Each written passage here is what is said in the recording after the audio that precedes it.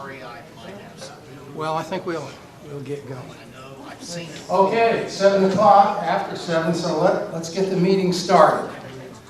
Welcome everybody to the Dallas Sierra Club group. Here comes the Cookie Man. The cookies Cookie Man. too late. He's right on schedule. We're going to start out with some announcements, and I'm going to have Olinka Green come up here. We know Olinka through her activities with the Poor People's Campaign, bus trip to Washington, bus trip around Dallas, and so on. And she's going to tell us about another program that she is involved with. And we'll have her probably as a speaker, if Renee can get her scheduled in coming months. Take it away, Olinka. All right, so I'm going to make it really short and sweet. Hello to everyone. Haven't seen a lot of you. Everybody's well. As my man Justin Wilson would say, how y'all all doing out there? Great. Occasion Fairly Midland. Fairly Midland. We all padding along. We walking on the dirt and dirt ain't walking on us. Amen? Amen. Let's go to church. One more time. We walking on the dirt ain't walking on us. Amen? Amen. Amen. Okay, good to be breathing and to be seen. And God's good all the time, because some of us, you know, it's been pretty rough with COVID. You know, COVID didn't knock some of us out the ring, but like Muhammad Ali, we keep on just coming on. So glad to see everybody. So I'm here today to just talk to y'all for a brief bit about the program, Journey for Justice, which I'm in. And Journey for Justice is a program that is planned out for people of color and low-income people to get equity in different areas. Equity in the areas of housing, education, medicine, labor. And so mine is working in the area of equity, in the area of environmental issues, to make sure that the communities that have been impacted by environmental issues, such like it's Flint, also like what's going on with Lane Plate and Jockey, that we get equity in those areas, of getting those areas cleaned up and getting the equity done to make sure that we have the resources. And so one of the things that's going on right now is that we have a convening going on in September, and I am the lead for the environmental factor for equity or else here in Dallas, Texas. And so we're trying to get a busload of young people to go to Washington, D.C. for this meeting. And like I said, my part is on environment. And so we will be convening in Washington for 3 days to talk and go to the White House to talk about our issues of what we need in our communities. Now, we just saw the Inflation Reduction Act, which is good, but it's not as good as it can be.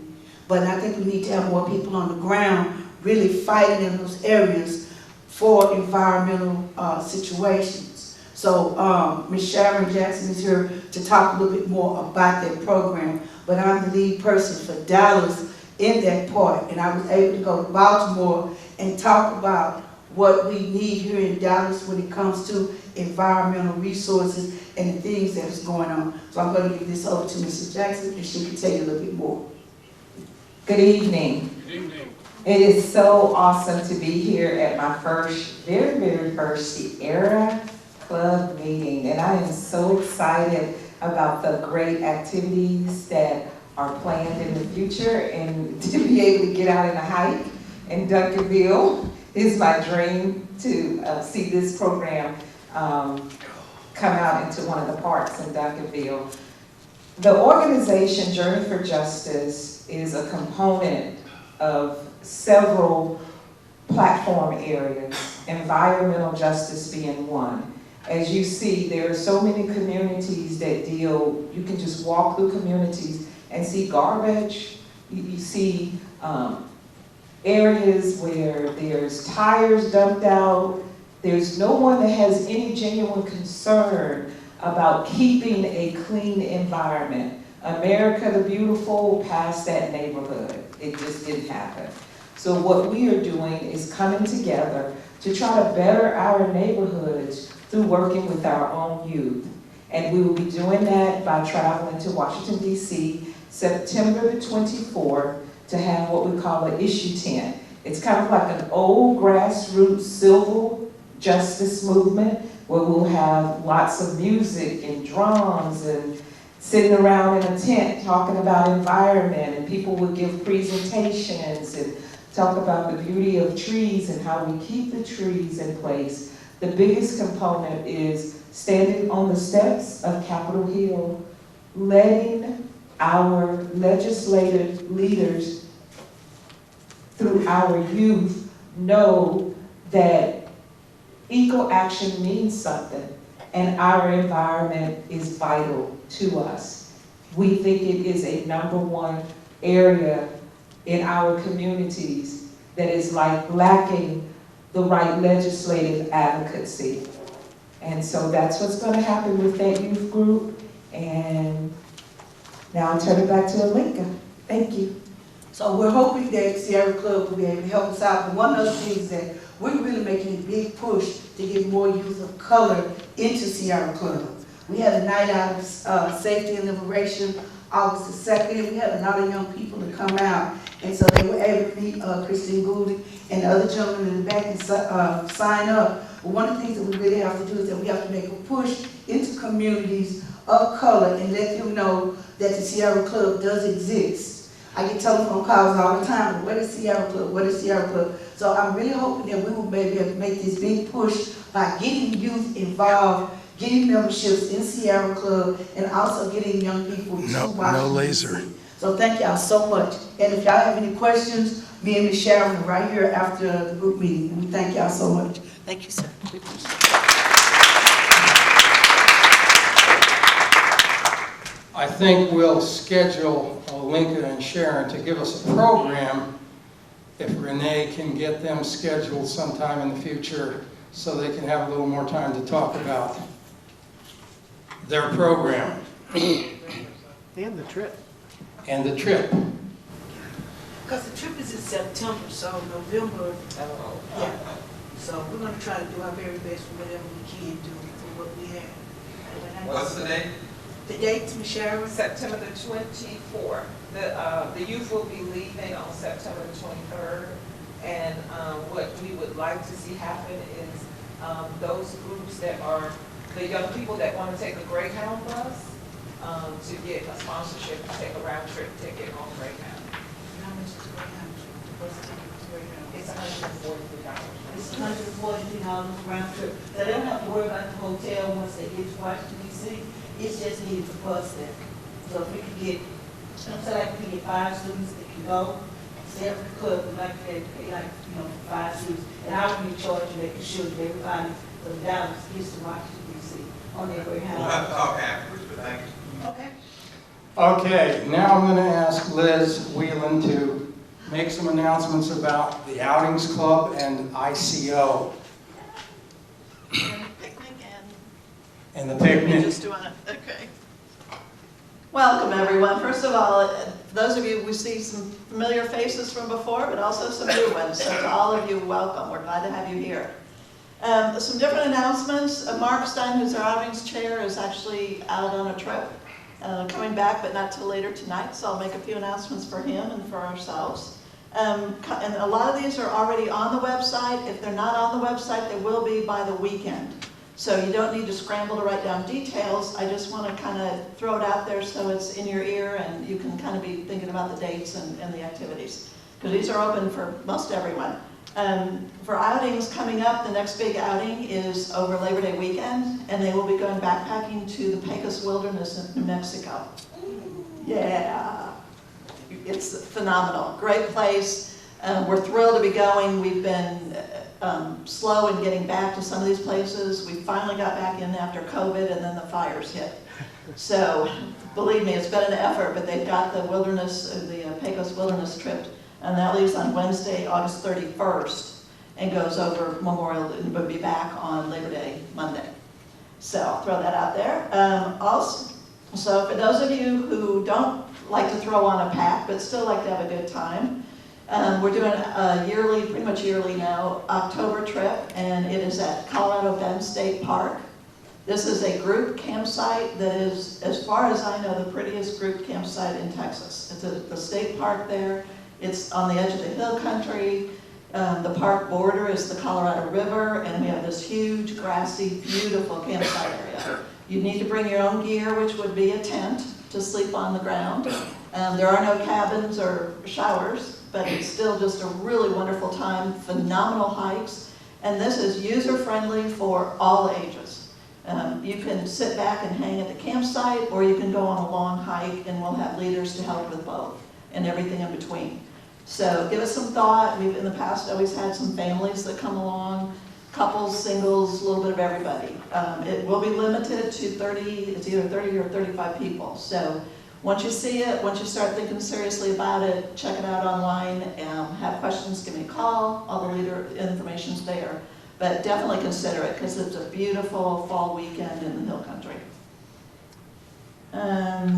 We also then, for those that want to know about backpacking, maybe not to go to Pecos, but to try to pack on a pack, maybe at Colorado Bend just for some practice. But before that, the first weekend in October, on Sunday the 2nd, we will be doing our backpacking class. And this is another one of those things that got put on hold because of COVID, but we'll be able to start back up again.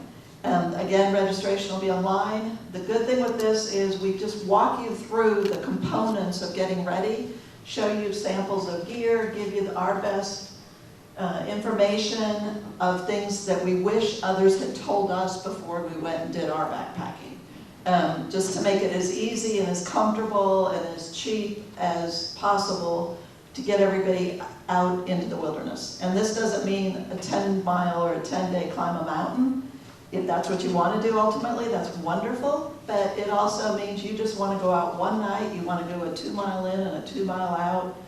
That's fine. Anything you do off the couch is wonderful. Yes. Anything. So please consider that. It'll be a lot of fun. We throw in some humor, tell funny stories on ourselves of things we did wrong, but just to get you started. And if you do come to the class, then the following the camp out at Colorado Bend is a great time. If you want to bring a pack, you can pack your tent and put it in the pack and then come out on trail with us as a practice for a couple hours. So that's good. I'll go on to ICO, which is a wonderful outreach program. We're one of about 50 groups around the United States that has this program. The whole idea is to get kids into the outdoors that without ICO would not have that opportunity. So our volunteers, it's usually like a Saturday day hike. Sometimes we pick them up, sometimes we meet at the trailhead if that group has transportation. But the whole idea is just get these kids out there to play in the dirt, to have fun, to understand that they can go out and do this without being afraid, and in the hope ultimately that they'll enjoy it as adults and obviously then also make really wonderful conservation decisions and voting when they get to be older. Lots of fun, just so rewarding, I can't tell you. Excuse me. So if anyone's interested, my information's in the newsletter and you can also sign up here and I can get information to you. Because we work with youth, we do have some steps as far as taking an application, little criminal background check, that kind of thing. So, no, I slipped through somehow, but no, anyway. So anyway, so we do kind of, we're trying to organize things to get going back up in the fall.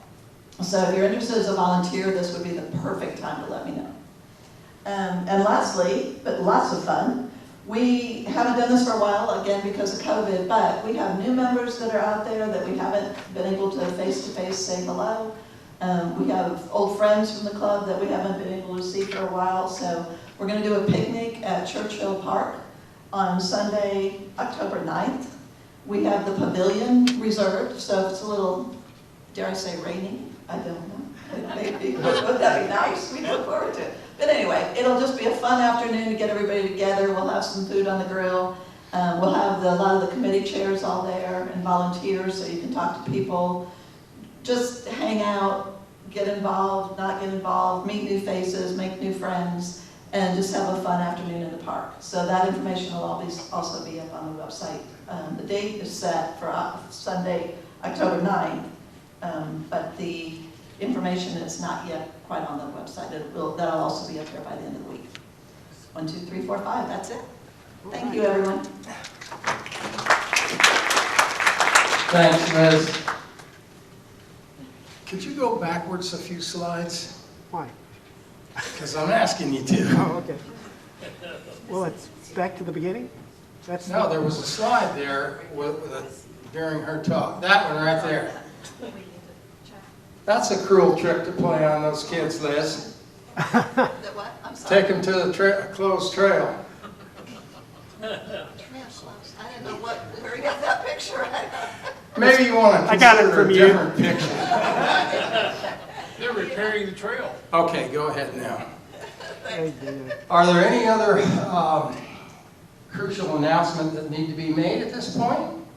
Oh, wait a minute, yeah. We're going to do committees, David.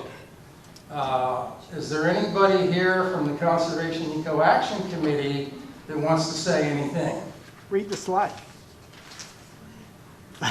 Read the slide.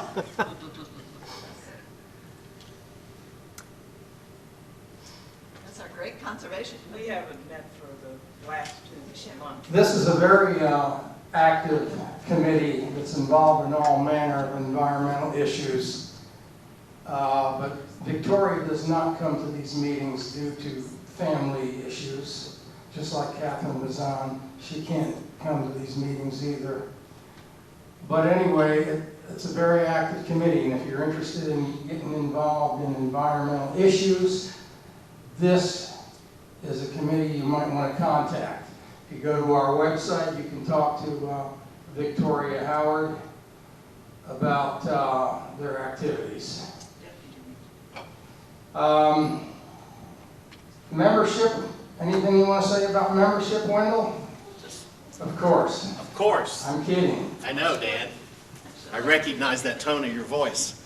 Hi, everybody. I'm Wendell, the membership chair, vice chair. A couple quick things. We're down to the last few T-shirts, $10 a piece. They are a collector's item now. So if you want a Sierra Club T-shirt, now is the time to get it. If you're not an official member, just the little flyer has some basics about the Dallas group. So be sure to pick it up. I think there's a beginning membership for a whopping $15, so it's not expensive to join. But two really important things. First of all, with Olinka and Sharon here, many of you know and have been involved, the Dallas Sierra Club and various groups all around, from Joppy and West Dallas, South Dallas County. We have been working for years now together to build a coalition, a political coalition, a social movement, and I think Olinka, I think it's going pretty well. And we need to be fully in support of that bus trip. We need those young people. We need them, and we need them bad to take care of some of us who have a little gray hair. So we need that next generation, which brings me to really our biggest announcement is we have been experimenting. We have John Gentry who films these, and John posts them on our website, usually within a few days. John Lingenfelder has been experimenting with live zooming the meetings. And so be on the lookout for basically some hybrid meetings over the next few months. There may be times for weather reasons or whatever that we're going to be Zoom only to keep people off the roads and take advantage of that. But the biggest thing is that we need your participation. We need you to come to the meetings. We need you to join us, on Zoom. But what we are adding, a link of this might be of some interest to you and your different groups. Yes. We are going to have basically what I would call Sierra Club Power Hour or Sierra Club on the road. So if we're not meeting in person, we're not just giving up. We're actually going to start going to different restaurants in the city, and they won't be in lieu of the meetings. They'll be at a different time, maybe a Sunday afternoon. We have to find places that aren't too busy, and we'll have a meal, and we'll have a discussion, and we'll have fun. Outings, Liz, are we going to have some day hikes? Are we going to get day hikes this fall, maybe? Working on it, yeah. Because day hikes are basically a good social event, a good place to meet your fellow members or to bring new people. So just be on the lookout for Zoom meetings, be on the lookout for these, probably going to be about every other month. October will be the picnic. December will be the holiday party. We're going to do it at least every other month. But again, if Sierra Club or if our people can't come to us for whatever reason, we're going to come to you. So that's our goal, and XCOM voted unanimously to pursue this goal. So we're hoping that you will enjoy it and get more involved. And that's all I have, Dan. That's awesome. Pop-up meeting. That's pop-up, that's called pop-up, young people call it pop-up assemblies. Yeah, they're kind of scheduled. Yeah, young people don't go to plan. We're struggle up. Okay, David, how about some political commentary? David Griggs, our political committee chairman. Politics. Great. No, that's right. Politics is so boring right now. Oh, yeah. All right, well, thank you. I'm David Griggs. I'm political chair of both the Dallas group and the Lone Star chapter. We're part of the state chapter of the Sierra Club, which of course is one of 63 chapters in the country as part of the National Sierra Club. But we do have an active political program in Texas, and we're very active in a lot of the state races right now. Governor, Lieutenant Governor, Attorney General, Land Commissioner, Railroad Commissioner. Those are our, and Comptroller. Those are our main statewide endorsements. And we have several state house seats that we have made endorsements in the legislature, many of which are right here in Dallas County. You can find all that by simply going to turntexasgreen.org. That is our state website for the political committee. turntexasgreen.org. There is a donate button there if you'd like to make a contribution to our PAC. Several of you have done that recently in regard to our July 16th fundraiser, which was very successful. And I want to thank personally all of you who wrote checks, who gave donations, and those who actually came to the event. It was very successful.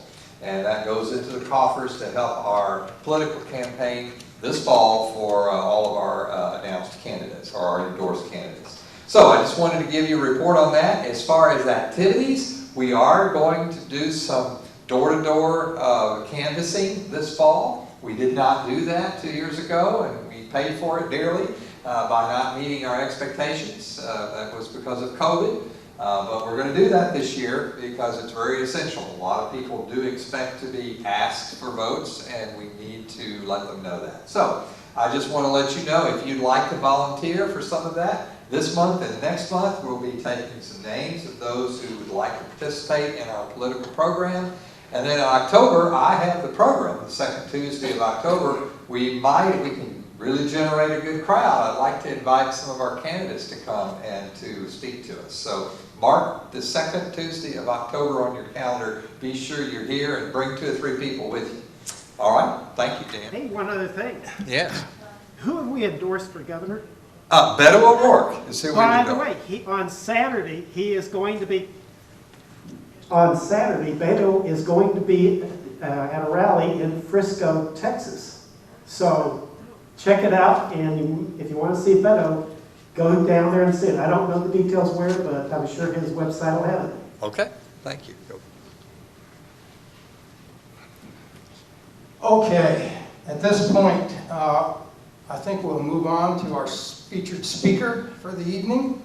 And Renee, if you could come up and introduce our speaker, I would appreciate that. All right. Thank you, and good afternoon, everybody. I'm so glad you all came. My name is Renee Robertson. There are 2 of us that are co-chairs finding speakers. Victoria Howard, as he said, can't make that drive. I live not far from here, so it's a little easier for me. Our speaker is, I want to get this right, Jake Poinsett, and he is program manager for academic programs. And that sounds real important, and it is. So he pulls kids together, he's pulled some adults together this afternoon. So without further ado, he is hooked up with the speakers that we're having in September. They have a standing slot, and if Jake wants it, you have a standing slot in August. But in September, which is next month, the kids from the Trinity River crew, these kids are amazing. They come and they're going to show how they learn to pick up invasive grasses and pull things where they shouldn't be. You'll love it. But you're going to love him too for right now, so I'm going to let him get started.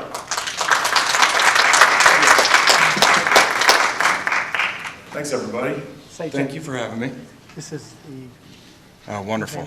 Appreciate it. You're welcome. Left and right. So, my name is Jake Poinsett. I'm the program manager at the Trinity River Audubon Center. Show of hands, anyone been there before?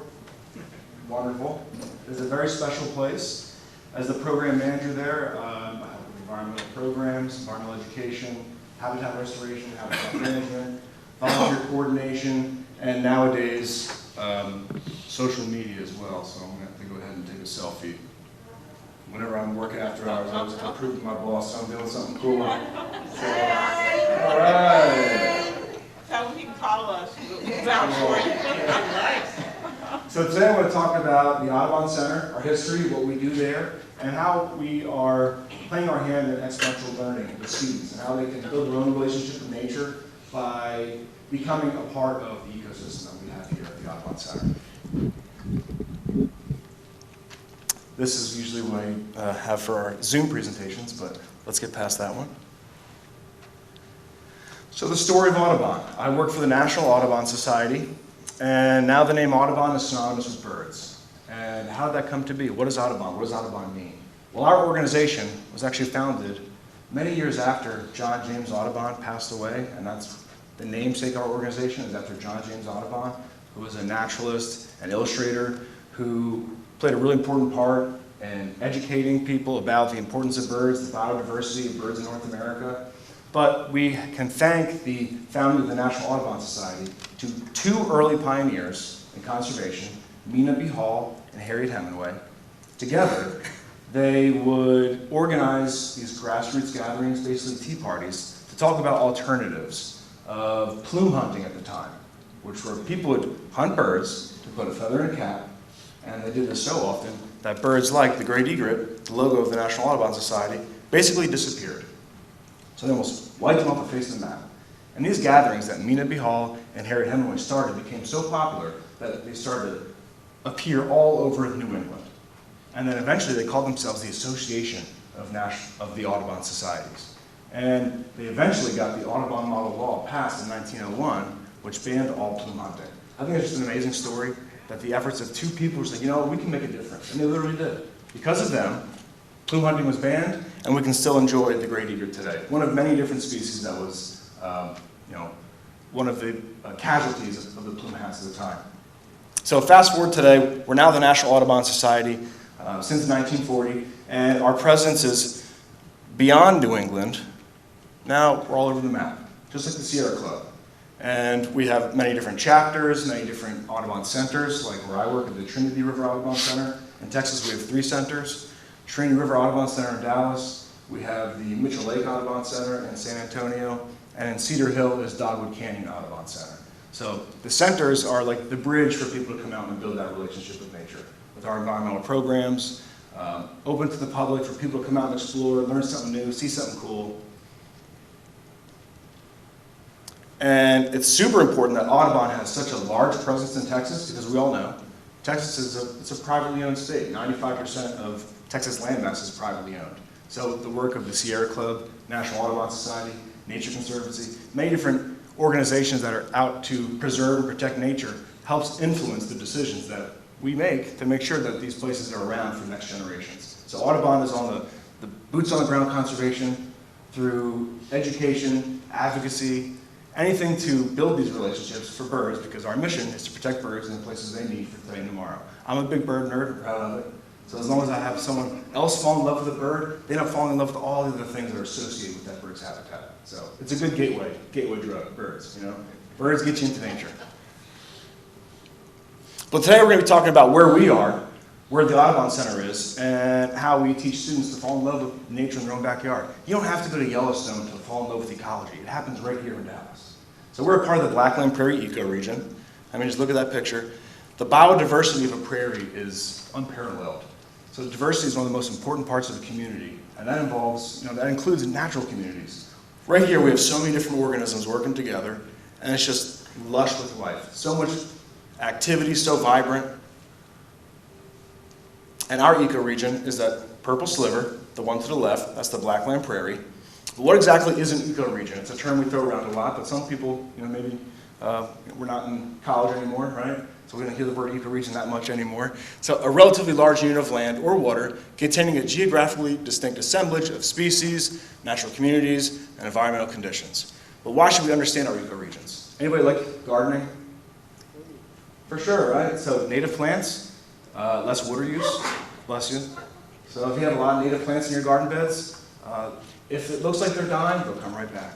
Because just like a prairie, those native plants, most of their biomass is underneath the ground. So they're doing a little bit of work to stay alive, and then once you get a good rain, it all comes back. So having these native plants, less water use, less pesticide use, less herbicide use, less time, money, and effort. So it's good to have in your gardens. And also, all the birds and bees we love, they also rely on those native plants. That includes the wildlife that we all enjoy in North Texas. So the more native plants that are found in our ecoregion provide valuable ecosystem services and functions for us as people. We'll get into that in a little bit. So breaking it down, the Blackline Prairie, where we're located, it's the eastern DFW area. If you go towards the western side, towards Fort Worth, you start to end up in the cross timbers. Let me take care of that. Early settlers, when they crossed the prairies of the Blackline Prairie, and they got to the cross timbers, they said it was like crossing a ribbon of forest. And the Blackline Prairie was still like that. Even though we imagine a prairie as the endless sea of grasses and forbs. Forb is a fun, fancy word for a wildflower. There's still little areas that are dominated by oak moss, like an island of trees or a hardwood forest along the river. So it wasn't just an island or just a sea of grasses and forbs. There's a lot of different plant communities in the larger plant community. So the major four grasses you would find in a Blackline Prairie, the big blue stem, little blue stem, switchgrass, and yellow Indian grass. But I'm not here to talk about grass today. I can go on and on and on about how great those plants are, but I won't bore you. But today, unfortunately, less than 1% of this ecosystem remains intact. So we all know DFW is just doing this. It's just eating up everything in its path. And it's detrimental for us, now that we're a part of this ecosystem, but also the birds and all the other animals that rely on this habitat, especially the grassland-dependent species. Because we're on the Central Flyway. I don't know if you guys know, I'm a bird nerd, so I'm going to talk about birds for a little bit. Right now, believe it or not, is fall migration. You know, when we think of birds and spring migration, it's compact. It's this fast, energetic time of April and May. Billions of birds migrating to their breeding grounds. But fall migration is very different. It begins in July, and it goes all the way towards October. But if you look at the amount of birds that fly through Texas, nearly 2 billion birds fly through Texas during migration. Places like the Audubon Center and other preserved habitats in the Blackline Prairie are like the Buc-ee's for birds. We all stop at Buc-ee's on a road trip, right? So you gotta stop to eat, you gotta take a break, you have to rest. And they're also considered historical staging areas. So let's say I'm a second-year neotropical migrant. I'll mention that I'm a painted bunting, probably one of my favorite breeding birds in North Texas. Last year I stopped in the same spot. Now coming back, I remembered there will be food and shelter here. But now it's a parking lot, so that bird might not make it. So these historical staging areas are even more important now that Texas is 95% privately owned, and a lot of these places start to disappear. So many different birds utilize these habitats. Grassland-dependent species like the dickcissel, grasshopper sparrow, northern harrier, just to name a few, are considered species of greatest conservation need, which means their populations are plummeting because their habitats are disappearing. So the habitat that we manage at the Audubon Center wasn't always this big, beautiful, luscious place. It was once an environmental liability before it was an environmental asset. We were talking about environmental justice before. So the Trinity River Audubon Center used to be the largest illegal landfill in Texas history. So if you took all the trash that was dumped there illegally and stacked it up, it would be taller than the Empire State Building. And this was a private landowner who owned the property in South Dallas, and the city of Dallas looked the other way. They said, go ahead, it's South Dallas, you know, that's okay. And he did this for many, many years, over 20 years. And finally, after many attempts, the community of South Dallas said, that's enough. You know, we're sick of being the dumpster, the trash can for the city of Dallas. So after whatever time it was of them suing the city, the new judge in town, Barefoot Sanders, he made sure that they won their case. Yeah. So, because it was a federal crime. Yeah. It was a federal crime what happened, so the city of Dallas got in a lot of trouble. The private landowner got in a whole lot of trouble. And then the city of Dallas had to return it back to its original state, some type of green space that was beneficial to the community. And that's where the National Audubon Society came in, to try to help restore it and turn it into an educational component to the neighborhood. If you're interested more about this story, I recommend watching Out of Deepwood. It's a 20-minute documentary on YouTube. It's really well done. It's fascinating. It's a sad story. But I always tell the students who come out to the Audubon Center, you're at the very beginning of the happy ending. So it's nice to be a part of it, knowing what this used to be and look at it now. So. And the reason it needs to be restored, it was awful what was done to that community. It was awful what happened to the habitat and how destructive it was, but we're a part of this ecosystem, and so are all the wildlife. We're all part of this big biodiverse network. We're all part of the same ecosystem, including this beautiful bird right here. I want to geek out for a second. That's the prothonotary warbler. People call it the swamp canary. I think that's an appropriate name. It is a neotropical migrant that breeds in bottomland hardwood forests, like we have here in Dallas. It's one of the only warblers that will breed in a tree cavity. So as these forests become developed, there's no more nesting spots for this bird. And it's really hard to understand how many birds are left in the wintering populations because it's hard to do these surveys. So we have a little bit of a population in Texas and Louisiana and Arkansas, but as long as we keep these places preserved, every time we go birding, we can enjoy this and teach it to the next generation. They can fall in love with how beautiful this bird is. And then in turn, they're like, you know what, maybe we should keep this place around. Because I want to see a prothonotary warbler next summer. And where we are located is in the Great Trinity Forest. Who knew that this natural treasure is right here in Dallas? 6,000 acres. That's the largest urban bottomland hardwood forest in the country. That's a mouthful. It's an urban forest because it's in an urban setting. It's in Dallas County. It's a bottomland forest because it grows along the Trinity River. So it has adapted, changed, evolved over time, where the plant communities there can survive seasonal flooding. In fact, they rely on it. And the dominant plants there are deciduous trees. That's how it's a hardwood forest, like the American elm, black willow, the eastern cottonwood. All these trees create this humongous forest, which is about 6,000 football fields. That's how large it is. And it's not just one big forest. There's all these different plant communities within the plant community. Like I mentioned before, the Blackline Prairie wasn't just a sea of grass. As long as you follow the river, you'll find all these riparian areas of forested settings. The uplands may be more prairie. As you go a little further out, the soil composition might be different, so there's other types of forests and wetlands. So extremely diverse, and it's right here in Dallas. Something worth protecting. So sidebar about another bird real quick. That's a Harris's sparrow. Now, I'm super excited for summer to be over, not just because it's so hot, but come October, I get to look at this bird every day. Any big birders in the group? So Harris's sparrow is something that we should be proud of as North Texans because it's a very unique species. Every single Harris's sparrow born was born in Canada. It's the only endemic breeding songbird in Canada, and they only winter in Oklahoma and Texas. So pretty awesome that we still have enough habitat for this bird to winter here. So this bird breeds in the Arctic tundra, and then comes all the way down to North Texas, and relies on those openings, those prairie openings along the Great Trinity Forest for its habitat. This is an adult. You can see by its beautiful black mask. And it's a real gregarious bird. When they are in their wintering habitat, they'll feed on a variety of seeds and grains or graminivorous species.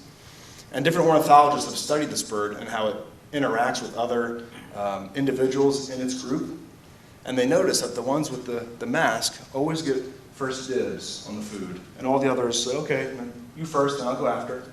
And an ornithologist picked one up, a young one that didn't have the mask, painted it with a Sharpie, and released it back to the group. And everyone was like, all right.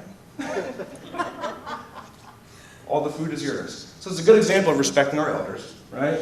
They know this is the older bird, they deserve the food, and then let them fly. So a really beautiful, awesome bird that if the Great Trinity Forest and the Audubon Center was not there, we wouldn't be able to see him. So it's a vital resource for wildlife, like this bird. It's a crucial habitat in this increasingly urban area. Again, DFW is eating everything in its path. And these birds use these hot spots, these historical staging areas for their migration, for the breeding areas, for their wintering areas. But for us, it aids in air quality improvement. The forest, it's our lungs, it's our liver, it helps keep the air clean. and all the root systems act like a carbon sink. But even more than a forest, prairies do that. Again, looking at a prairie, you're just looking at the tip of the iceberg. Most of the biomass is underneath the ground.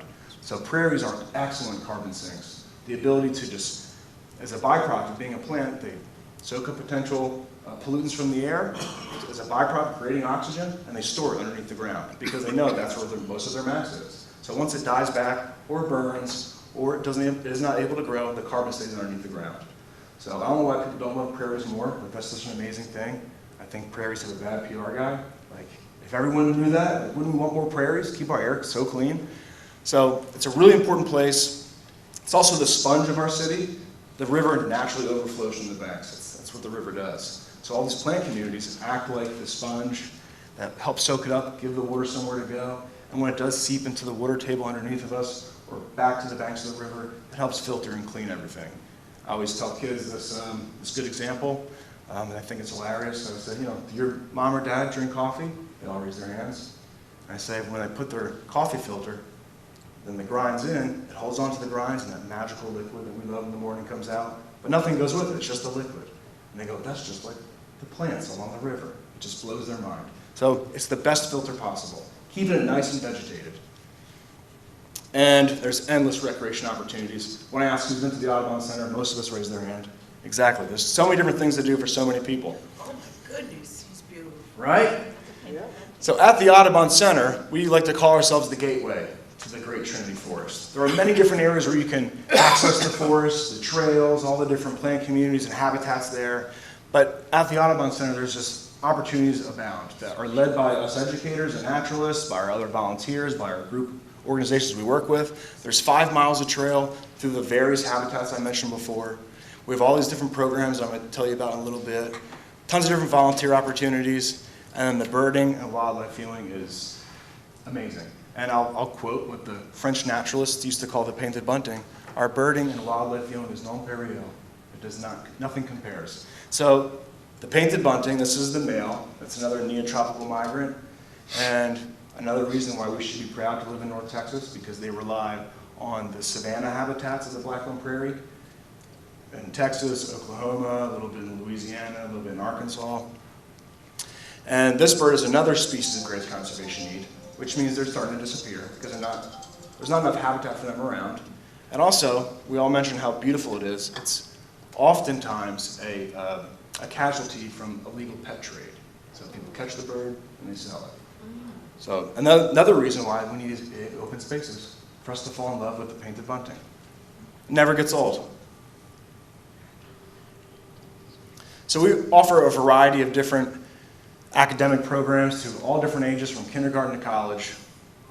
We have a program called Little Naturalists, where my coworker and I wrote a story, and we read the story to the students, and we show them the star of the story, our turtle, and it's all about animal adaptations. And then there's the eco-investigations, where they learn about water quality and different habitat types, and also animal adaptations. Homeschool groups, and then our service learning programs, where people get out and they build their own relationship with nature by helping with our habitat management. Because our prairie that we have at the Audubon Center is undergoing a restoration because, again, it used to be a dump. So we collect the seeds with students, we propagate them on site, we propagate via root division in healthy stands where we have our gamma grass and big blue stem and little blue stem. And then they do wildlife surveys with us so they can understand the difference between a healthy prairie and an unhealthy prairie.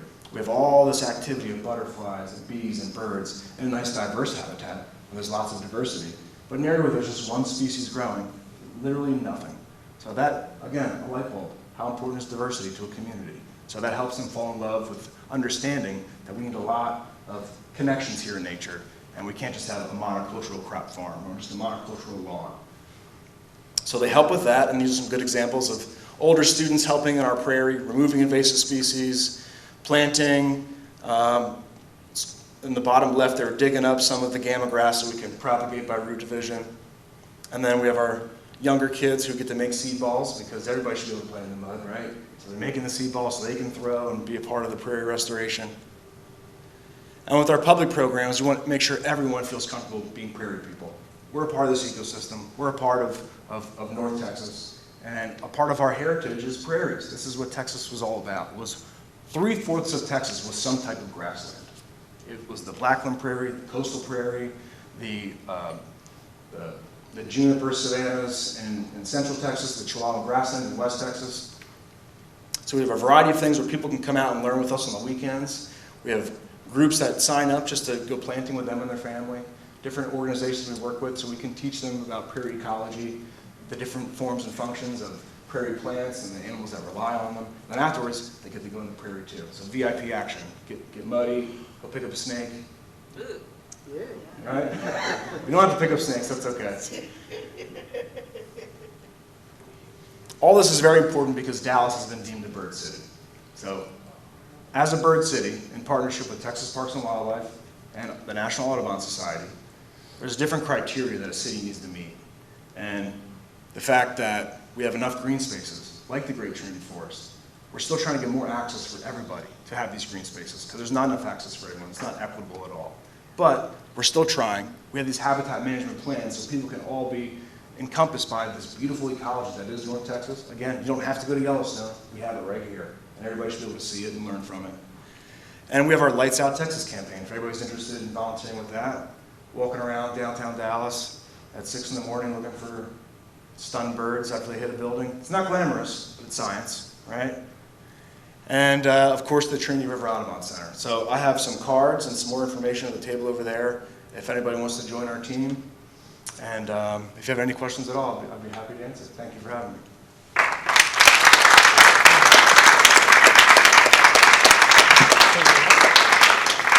I bet you don't have that much water out there right now. None. None. That's Not in the totally, main pond? that pond is bone dry. Oh, Yeah.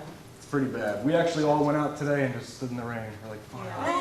This is great. At least you had rain. We got a little bit of it, but everyone stopped what they're doing, just stood outside.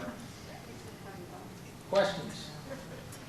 So, I've heard quite a bit that, track and dogwood are in hard times with staff cuts and funding.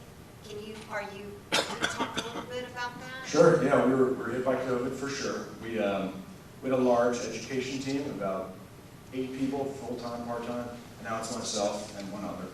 But we're a mighty team of 2. We're still serving, I think our last FY, we looked at the numbers, we served about 12,000 students, which in 2 people, it sounds like that's huge. It felt great.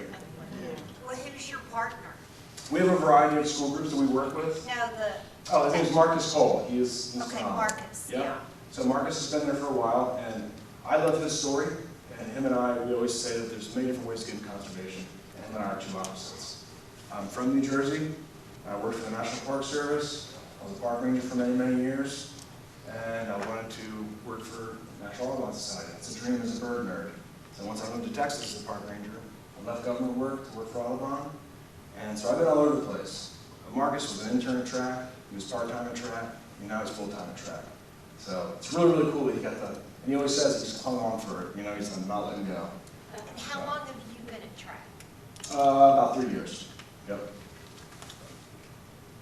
So Miss White is gone? Oh, she's our center director.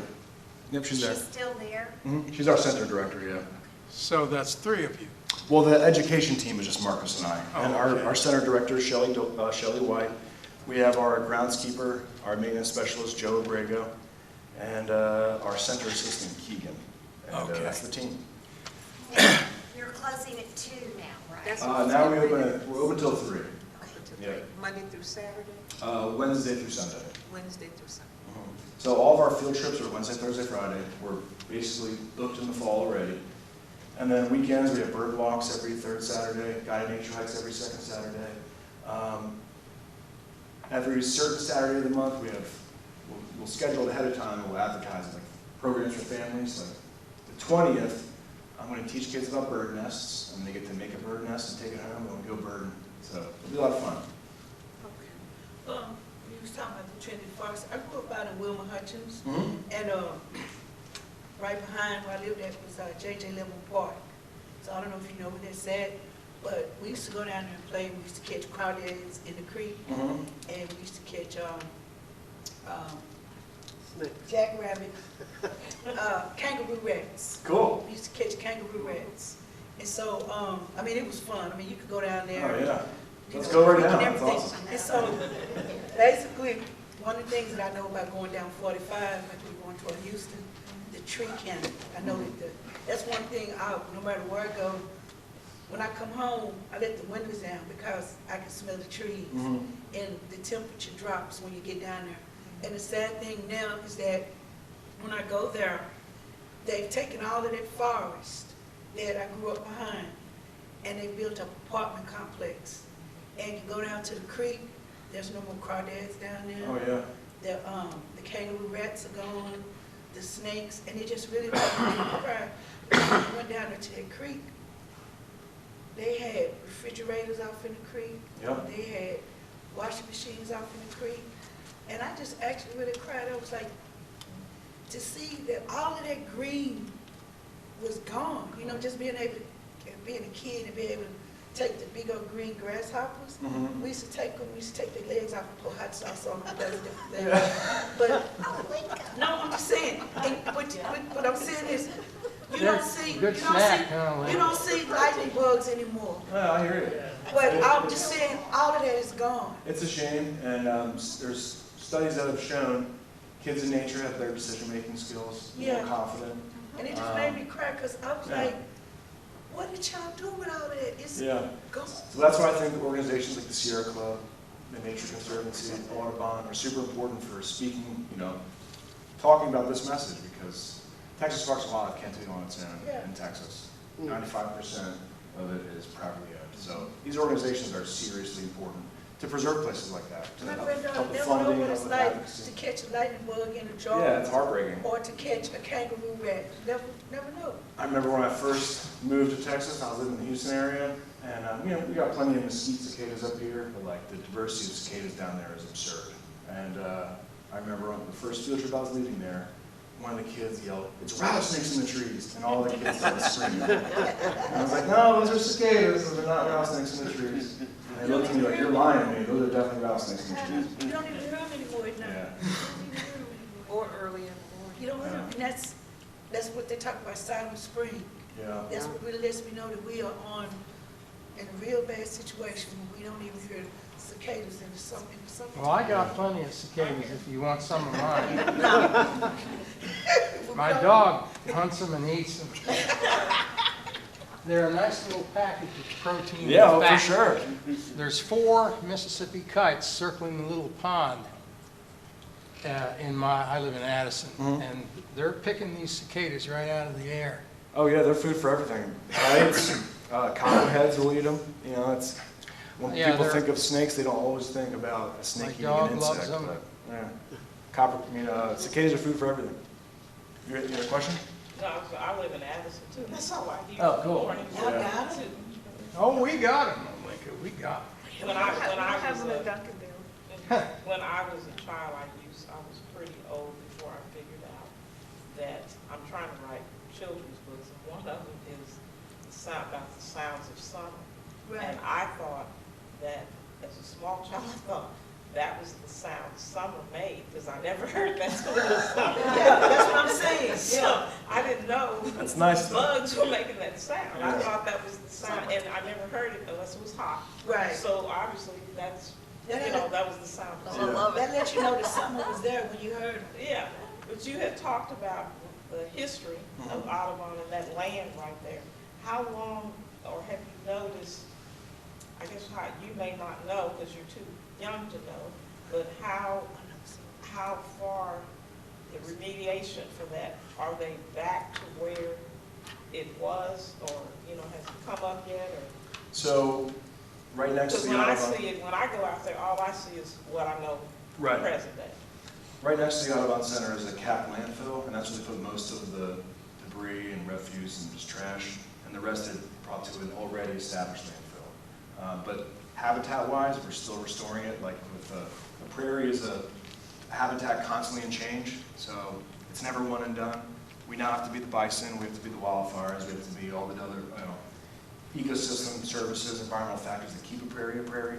So without doing it for a year, Johnson Grass says, "Hey, I'm here to take over." So that's forever going on.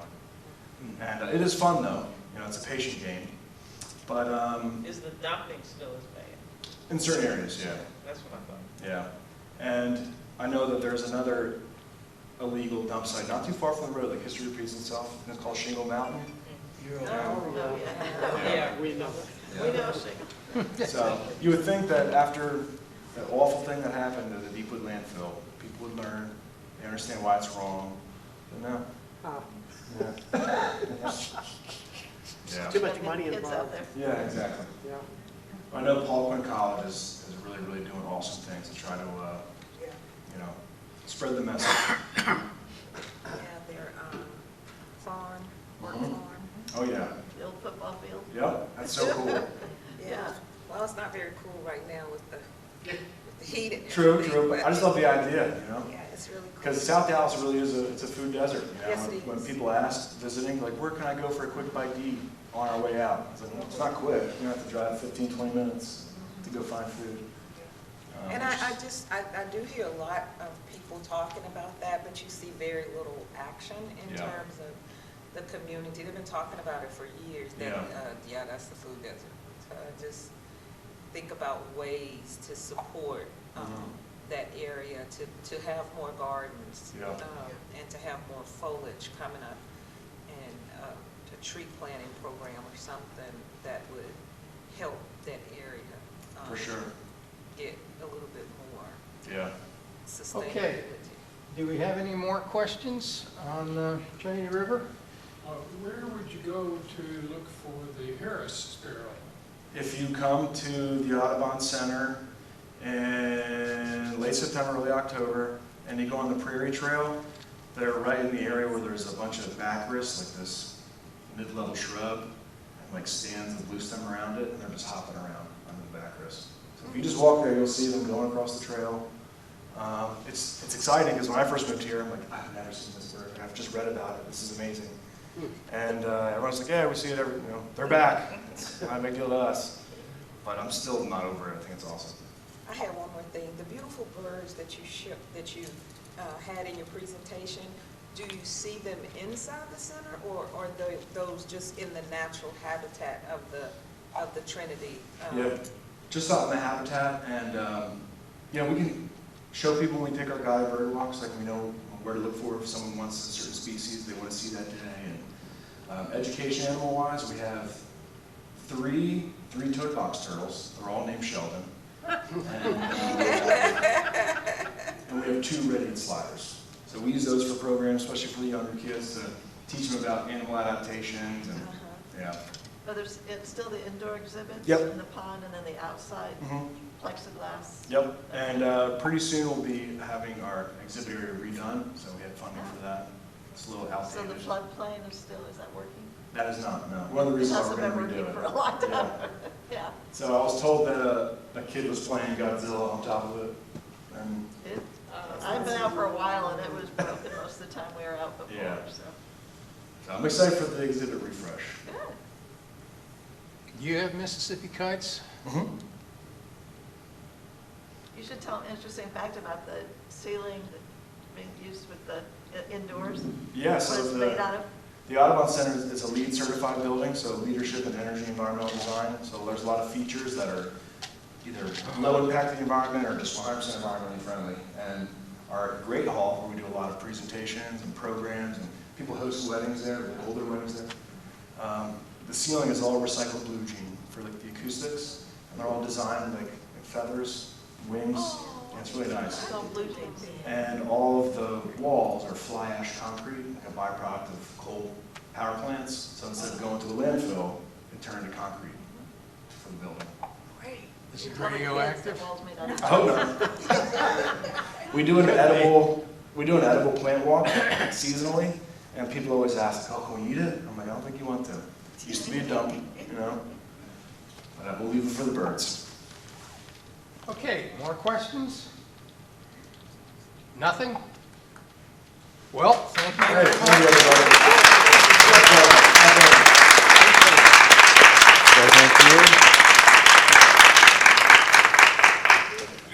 Pictures of the ICO. Well, unless we have other issues to take up, that pretty much wraps up the program for tonight. Uh-oh. Oh, we're going to go. Some of you may want to go to eat. Yes, where are we gonna go? Yes, where are we gonna go eat, Dan? More fun. Don't ask me, I ain't going. All right, ask John to find the slide. He can. It's the Fuzzies. You go to Fuzzies? Yes, we're going to Fuzzies. Fuzzies Taco On Midway. On Midway. on Midway, just south of Spring Valley. Spring Valley. On the, If you want to go and, Less than a mile from here. yeah, it's close. Get something to eat, and some of us will be there. There you go. Nice to meet you. Thank you for coming. Hope you enjoyed it. Next month's speaker, oh, we already know, never mind. Yeah, this one. Next month's speaker. Who is next month's speaker? It's the kids from Trinity programs. The ones that were in the slide. Okay. Yeah, they're Well, coming. did we have any counselors? And Kirk, do you want people to take cookies home? You don't want to take the cookies home again, is that right? Okay, so go back there and get some of those homemade cookies that Kirk brought. And thank you all for coming, and we hope to see you next month. Do we still buy a drink for the newbies, Wendell? What's that? You gonna buy a drink for the newbies? We got newbies there, I'm buying the beer. Yeah, I'm with the, Did you hear that? Wendell's buying the beer for newbies. Yeah, yeah.